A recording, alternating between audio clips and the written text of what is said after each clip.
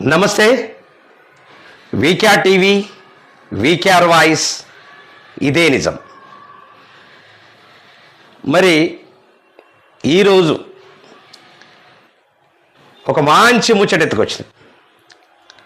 ఆ ముచ్చట వింటే మీకు నవ్వు వస్తుంది, ఆశ్చర్యం వేస్తుంది, కోపం వస్తుంది, బాధ వేస్తుంది, అన్నీ ఉంటాయి, నవరసాలు ఉంటాయి దాంట్లో. ఆ ముచ్చట ఏంటంటే ఇడుపు గాయుధం అనే ఒక సినిమా తీసుకున్నారు. ఆ సినిమా ఇవాళ వివాదాస్పదమా లేదా ప్రచారమా అనేటటువంటిది ఒక క్వశ్చన్ మార్క్. చాలా ఛానళ్ళు ఏమంటున్నాయంటే ఓ వివాదాస్పదం అంటున్నాయి, కానీ నేనేమంటానంటే ప్రచారం అని నేనంటా. వివాదాస్పదం కావడానికి అసలు అవసరం ఏమున్నది అక్కడ? వివాదాస్పదం కావడానికి కారణాలు ఏంటి, అవసరం కూడా ఏమున్నది? గత ప్రభుత్వంలో తెలుగు మహాసభలు చేసి, తెలుగు భాష తెలుగు మహాసభలు చేసి ఎవరిని ఆర్టిస్టులను పెట్టి పాట చేసినరో అందరికి ముచ్చట తెలుసు. దాని మీద కూడా ఒక ప్రత్యేకమైనటువంటి అనేక ఛానళ్లలో బోబో అని మొత్తుకోవడం కూడా జరిగింది మన మిత్రులు. అట్లనే ఇంకా చాలా మధ్యలో వివాదాలు తలెత్తినాయి, మాసిపోతున్నాయి. మొన్నట్ల పవన్ కళ్యాణ్ వివాదం కూడా తెర మీదకి వచ్చింది, మళ్ళీ మాసిపోయింది. దీనంతటికీ కారణం ఏంటి? ఇలా తెలంగాణలో ఉన్నటువంటి పాలకులు కావచ్చు, అదేవిధంగా మేధావులు అనిపించేటటువంటి ఒక విధవలు కావచ్చు. మేధావి అని ఎవడైతే అనుకుంటున్నాడో వాడు విధవ. వాస్తవానికి మేధావి అనేటోడు మేధావిగా మారి విధవగా తయారైపోయాడు. ఇలా ఈ వివాదాస్పదంలో ఈ ఏదైతే ఇడుపు గాయుధం అనేటటువంటి టైటిల్ మీద వివాదాస్పదం ఏమీ లేదు అక్కడ. వాస్తవానికి వీళ్ళంతా కలిసి ప్రచారం చేస్తున్నారు. ఇలా దాంట్లో ఆ సినిమా తీసినటువంటి వ్యక్తి, డైరెక్టరు తెలంగాణ వ్యక్తి కావచ్చుగాక, నిర్మాత తెలంగాణ వ్యక్తి కావచ్చుగాక, కానీ అక్కడ దర్శకుడిగా, నిర్మాతగా, డిస్ట్రిబ్యూటర్గా ముందంజలో ఉన్నటువంటి వ్యక్తి ఎవరున్నారంటే బన్నీవాసు.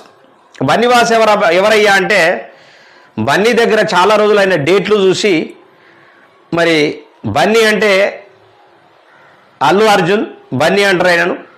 ఆ బన్నీ దగ్గర ఉన్నాడు కాబట్టి బన్నీవాసుగా అయ్యాడు. ఆయనకు గీత ఆర్ట్స్ కూడా అప్పచెప్పినటువంటి సందర్భాలు కూడా ఉన్నాయి. ఆయన డిస్ట్రిబ్యూటర్గా, ఒక నిర్మాతగా ఆల్రెడీ చలామణి అవుతా ఉన్నాడు. సరే, ఏదేమైనప్పటికీ ఆంధ్ర ప్రాంతం నుంచి కొంతమందిని కేవలము టైటిల్ మార్చండి, మాకు అది అర్థం కావట్లేదు, మరి డబ్బింగ్ సినిమా లాగా ఏదైనా కొత్తగా టైటిల్ పెట్టండి మాకు అర్థమయ్యే విధంగా అని ఎవడో మెసేజ్ పెట్టాడు. దాన్ని తీసుకొని దీన్ని ఒక పెద్ద వివాదంగా చిత్రీకరించి ప్రచారానికి ఉపయోగపడే విధంగా చేస్తూ ఉన్నారు గత ప్రభుత్వంలో కొంతమంది వ్యక్తులు. వాళ్ళు ఏందయ్యా అంటే గత ప్రభుత్వంలో ఉండి ఏ రోజు ఆ ప్రభుత్వంతో సినిమా ఇండస్ట్రీ బైఫర్కేషన్ కోసం కొట్లాడినోళ్ళు గారు, నీళ్ళ కోసం బైఫర్కేషన్ కోసం కొట్లాడినటువంటి వాళ్ళు గారు, మరి ఉద్యోగాల బైఫర్కేషన్ కోసం కొట్లాడినటువంటి వాళ్ళు కాదు. వాళ్ళు కేవలము పదవి వ్యామోహంతో పదవి అనుభవిస్తూ గమ్మున 10 ఏళ్ళు ఉన్నటువంటి వ్యక్తులు. మరి ఈ ప్రభుత్వం 2 ఏళ్ళైంది వచ్చి, మళ్ళొక ప్రభుత్వం 2 ఏళ్ళైంది వచ్చి, ఆ ప్రభుత్వంలో కూడా దిల్ రాజును చైర్మన్గా పెట్టిన, ఇంకా అనేక విధాలుగా దోచుకుపోయినా ఎవడు అనేటటువంటి పరిస్థితి లేదు. నేను అనేక సార్లు కొంతమంది దర్శకులకు, నిర్మాతలకు, ఇక్కడ తెలంగాణలో ఉన్నటువంటి వాళ్ళందరికీ కూడా నేను ఒక్కడే చెప్పిన, మనము మన బైఫర్కేషన్ చేసుకోకపోతే సినిమా ఇండస్ట్రీని, మనం ఒక మరటి సినిమాలాగా చేసుకోకపోతే మన అస్తిత్వం అంతా కూడా కొల్లగొడతారు, మన కళ అంతా కొల్లగొట్టిపోతుంది, మనకి ఏమి పిప్పి తప్ప ఏం మిగిలది అనేటటువంటి చాలా సందర్భాలు చెప్పినా ఏ దుర్మార్గులు కూడా రాలే, పట్టించుకోలే. నేను ఒక్కనే మాట్లాడుతున్నా. నేను చైతన్యవంతులు కావాలనో లేదా ఖచ్చితంగా మన హక్కులు మనకు కావాలనో నేను వాళ్ళకు మోటివేషన్ చేసుకుంటా వాళ్ళను కనీసం ఒక దారికి తీసుకొద్దామన్నటువంటి ఆలోచనతో నేను మాట్లాడుతూ ఉంటే నన్ను తిడుతున్నాడు వీడు అని చెప్పేసి ప్రచారం చేసినటువంటి ఇక్కడున్నటువంటి కళాకారులు, ఇక్కడున్నటువంటి మేధావులే ఎక్కువ సంఖ్యలో ఉన్నారు. నేను ప్రశ్నించడం అనేటటువంటిది ప్రశ్నిస్తున్నాడు ఆయన. ఈ తెలంగాణ దేనికోసం మనం తెచ్చుకోవాలనుకున్నాం? నిజంగా నేను ఎమ్మెల్యేను, ఎంపీఓ లేకుంటే ఎమ్మెల్సీఓ కావాలని కాదు, నాకు ఆ ఆశనే లేదు. నేనేమనుకున్నానంటే తెలంగాణ సపరేట్ అయితే మరి భోజ్పురి లాగానో లేకుంటే ఇక్కడ మరాఠీ సినిమాల లాగానో మనం సపరేట్గా సినిమాలు చేసుకోవచ్చు. అటు ఆంధ్రప్రదేశ్కు సంబంధించినటువంటి కళాకారుల సినిమాలు, తమిళనాడు సినిమాలు ఎట్లయితే నడుస్తున్నాయో, తమిళ సినిమాలు ఎట్లయితే డబ్బింగ్ చేసి నడిపిస్తున్నామో గట్లా ఆంధ్రప్రదేశ్ ఇక్కడ నడుస్తాయి, ఇక్కడ ఎక్కడ నడుస్తాయి, రెండు రకాలుగా బాగుంటుందంటే ఈ దుర్మార్గులు, ఈ కళాకారులు అనేటోళ్ళు ఉన్నారు, వెధవన్నర వెధవలు, దుర్మార్గులు, రాక్షసులు, మరి ఎక్కడ ఎట్లా పుట్టినరో తెలియదు. వాళ్ళంతా కూడా ఒత్తసు వలికి డబ్బా కొట్టి వాళ్ళ దగ్గరికి పోతే వాళ్ళ మాట మాట్లాడతారు, వీళ్ళ దగ్గరికి పోతే వీళ్ళ మాట మాట్లాడతారు. మొన్న రాజకీయ నాయకులు తెలంగాణ వాళ్ళను పిలిపించుకొని పాటలు చేయలేదా? ఇలా నాగదుర్గ అనేటటువంటి ఒక అమ్మాయి యూట్యూబ్లో పాటలు చేసి ఫేమస్ అయింది కాబట్టి ఆమెను ఆల్రెడీ హీరోయిన్గా పెట్టి బిజినెస్ చేసుకుంటున్నారు వాళ్ళు.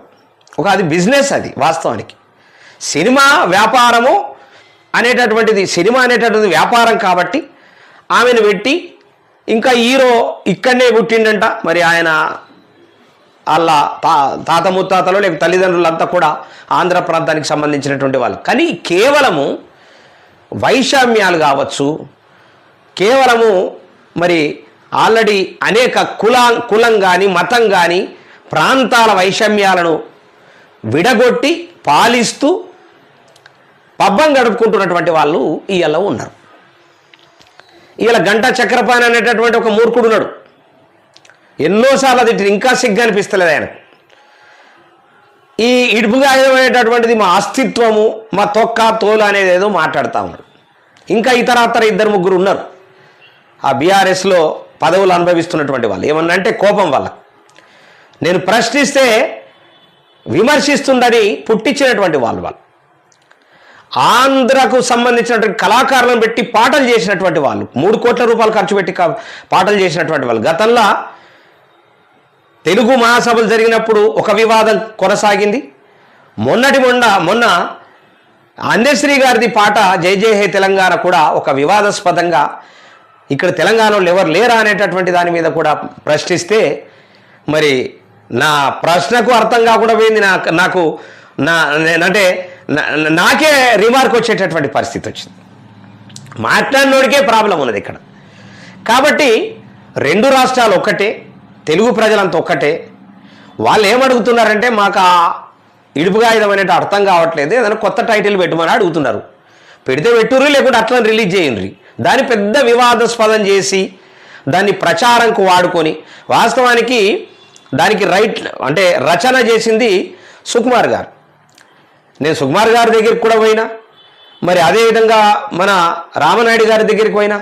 తెలంగాణ అని చెప్పేసి తెలవంగానే వాళ్ళు ఆల్రెడీ దూరం పెట్టడం జరిగింది. మళ్ళీ తెలంగాణ పాటలు చేసినోడు వీడని చెప్పేసి కూడా ఒక బ్రాండ్ కూడా నాకు వేయడం జరిగింది. అదంతా కూడా గతం. దాన్ని పక్కకు పెడితే ఇలా మన సినిమాలు మనము ఖచ్చితంగా చేసుకొని మన ఆస్తిని మనం కూడబడదు, మన కళాకారులు మనం గొప్పలుగా అవుదామనేటటువంటి కాన్సెప్ట్లో ఉంటే ఇలా 2 ప్రభుత్వాలు, గత ప్రభుత్వం, ఈ ప్రభుత్వం కూడా మరి ఏ విధంగా వ్యవహరిస్తున్నదో ప్రజలకు తెలుసు, మేధావులకు తెలుసు, మేధావులకు కూడా తెలుసు. మరి అలాంటి ఆ సందర్భంలో ఈ వివాదాస్పదం చేయవలసినటువంటి అవసరం లేదు. 2 రాష్ట్రాలు కలిసే ఉన్నాయి. జస్ట్ సీఎం కుర్చీలు మాత్రమే వేరు, మిగతాదంతా సేమ్ టు సేమ్. అప్పుడు అంతే మంది మంత్రులు ఉన్నారు, ఇప్పుడు అంతే మంది మంత్రులు ఉన్నారు. 119 మంది ఎమ్మెల్యేలు ఉన్నప్పుడు మరి ఎంతమంది ఉండాలా మంత్రులు? లేరు కదా మంత్రులు. గంతే 17 మంది ఏమో మంత్రులు ఉన్నారు.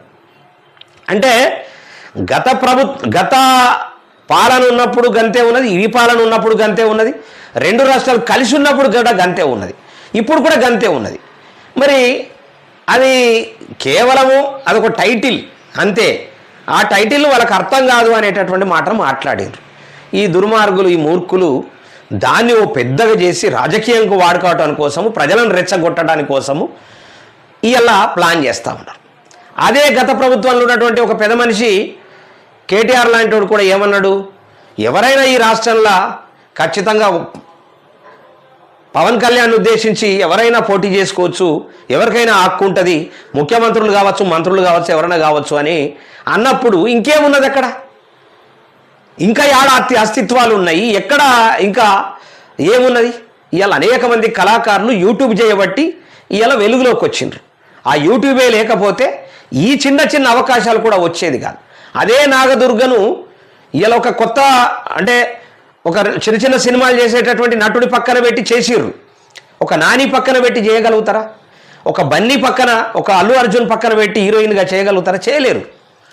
ఇక్కడ కథ, ఇక వ్యవహారము, ఆమెకి ఇంత పేరున్నది, ఆ పేరును వాడుకొని ఇంత సొమ్ము చేసుకోవడానికి ప్రయత్నం చేస్తూ ఉన్నారు. అంతకన్నా ఎక్కేమున్నది అక్కడ? సొమ్మొక్కరిది, సోకొక్కరిది. ఇలాంటి పరిస్థితులల్లా ఇప్పుడు గత ప్రభుత్వంలో సంకలనాకి ఈ ప్రభుత్వంలో కూడా సంకలనాక్తూ ఇలా వివాదము అనేటటువంటి మాట మాట్లాడుతున్నారు. ఏ వివాదం కాదు, హ్యాపీగా ఉండొచ్చు. రెండు రాష్ట్రాలు కలిసే ఉన్నాయి. రేపు రెండు రాష్ట్రాలలో ఉన్నటువంటి ఎమ్మెల్యేలు కావచ్చు, అందరూ అక్కడ ఇక్కడ అంతా పోటీ చేస్తారు. అక్కడ వీళ్ళకి చేత కాదు, ఈ తెలంగాణలోకి అక్కడ పోయి పోటీ చేసేంత చేత కాదు. కానీ ఇక్కడ మాత్రం వాళ్ళు ఖచ్చితంగా పోటీ చేస్తారు, ఖచ్చితంగా అధికారంలోకి వస్తారు, ఖచ్చితంగా ముఖ్యమంత్రులు అవుతారు. వీళ్ళందరినీ ఓన్లీ వీళ్ళు సంకనాగడానికి పనికొస్తారు. తెలంగాణ ఈ మేధావులు అనేటోళ్ళు, తెలంగాణకు సంబంధించినటువంటి నాయకులంతా కూడా సంకనాగటానికి పనికొస్తారు తప్ప దేనికి పనికిరారు. బైఫర్కేషన్ కలిసే ఉన్నాం కాబట్టి ఇది పెద్ద వివాదమే కాదు. ఖచ్చితంగా ఇది ప్రచారం మాత్రమే. ఈ ప్రచారం నుంచి బయటపడండి ఫస్ట్ ఆఫ్ ఆల్. ఎందుకంటే వాళ్ళు అద్భుతంగా బిజినెస్ చేసుకుంటున్నారు. ఒకప్పుడు ఇదే దిల్ రాజు బలగం అనే ఒక సినిమాతోని అది చేసుకున్నాడు. ఆ తర్వాత ఒకటి సాయి పల్లవిని పెట్టి దాంతోనే అదొక బిజినెస్ చేసుకున్నాడు. అంటే ఇక్కడ ఉండేటటువంటి కాన్సెప్ట్లంతా కూడా వాళ్ళు కొల్లగొట్టి బిజినెస్ చేసుకొని వ్యాపారం చేసుకొని మంచిగా బతుకుతారు. ఇక్కడ వాళ్ళంతా సంకనాక్కుంటూ ఉంటారు. సంకనాకూరి కొడుకులాల మీరంతా కూడా సంకనాక్కుడు ఉంటే నేను కూడా మంచిగా చూసుకుంటూ ఉంటా. వాస్తవానికి మీరు సంకనాకంగా నేను చూస్తా. కాబట్టి ఈ సంకనాకేటోళ్ళు ఏం మాట్లాడినా పట్టించుకోవద్దు. మీ పని మీరు చేసుకొని బ్రహ్మాండంగా మీ బిజినెస్ మీరు చేసుకోండి. చాతనైన వాళ్ళు చాతనైనంత చేసుకోవాలా. ఈ వివాదం వెనుక ఇదొక రాజకీయ కుట్ర తప్ప వేరేది ఏమీ లేదు. ఇది ప్రచారానికి వాళ్ళు చేసుకునేటటువంటి ఒక టాక్టిక్స్. అది ఒక మెసేజ్ పెట్టించేసి దాన్ని వివాదాస్పదం చేస్తే కాస్త ప్రచారం అవుతుంది. ఆ ప్రచారంలో ఇంత సినిమా ఏమున్నదో అనేటటువంటిది చూస్తారు. హిట్టు కొడతాం అనేటటువంటి కాన్సెప్ట్ తప్ప ఇంకొకటి లేదు. దాన్ని మర్చిపోవాలా. రెండు రాష్ట్రాలు కలిసే ఉన్నాయి. ఇలా విడిపోలేం. మనం అందరూ కూడా కలిసే ఉన్నాం. కలిసి పంచుకోండి, కలిసి పని చేసుకోండి. దయచేసి అనవసరంగా వివాదాలకు పోకండి. అనవసరమైనటువంటి నాలాంటి వాళ్ళతో తిట్లు తినకండి.